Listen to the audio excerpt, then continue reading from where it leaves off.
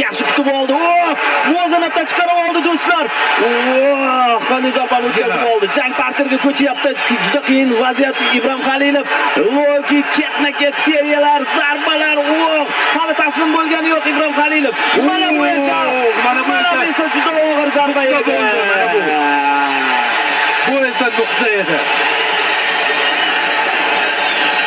Atajanov, Surobbek chiroyli tarzda g'alaba qozonyapti do'stlar. Muddatidan oldin. Qoyil. Birgina vaziyat yaraldi va mana shu vaziyatdan unumli foydalanib ketyapti Surobbek Atajanov. Bu albatta professionallarga xos ish.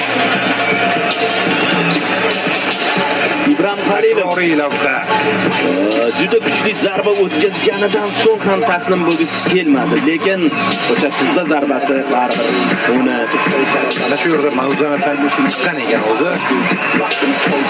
Mana e'tibor bering, taslim bo'lgisi kelmadi. Lekin Leni uni taslim etdi. Nuqta qo'ydi jangga. Raqibga minnatdorchilik bildiryapti Surobbek.